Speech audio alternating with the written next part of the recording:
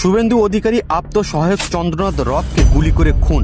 মধ্যম গ্রামে তার গাড়ি লক্ষ্য করে পরপর 4 রাউন্ড গুলি চালায় দুষ্কৃতীরা। বুধবার রাতে মধ্যম গ্রামের দোহারিয়ায় বাইকে করে এসে তারা গাড়ি লক্ষ্য করে এলো পাতাড়ি গুলি চালায় দুষ্কৃতীরা। গাড়িতে চন্দ্রনাথের সঙ্গে আরেক যুবকও ছিলেন, তার নাম বুদ্ধদেব বেরা। তাদের দুজনকে উদ্ধার করে স্থানীয় হাসপাতালে নিয়ে গেলে চিকিৎসকরা চন্দ্রনাথকে মৃত বলে ঘোষণা করেন। বুদ্ধদেবকে আশঙ্কাজনক অবস্থায় কলকাতার বাইপাসের একটি হাসপাতালে স্থানান্তর করা হয়েছে। বুধবার রাতে 4টে বাইকে করে মোট 8 জন দুষ্কৃতী চন্দ্রনাথের গাড়ি পিছু করে।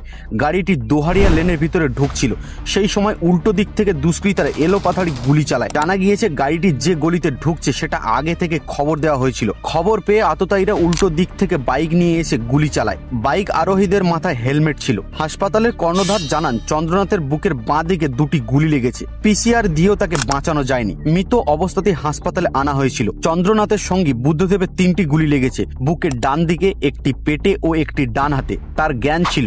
প্রাথমিক চিকিৎসা করে কলকাতার হাসপাতাল তাকে স্থানান্তর করা হয়। আর এখানেই প্রশ্ন উঠতে শুরু করেছে, এটা কি রাজনৈতিক যোগ নাকি ব্যক্তিগত শত্রুতা?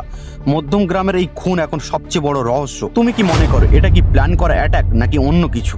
কমেন্ট করে এখনই জানাও।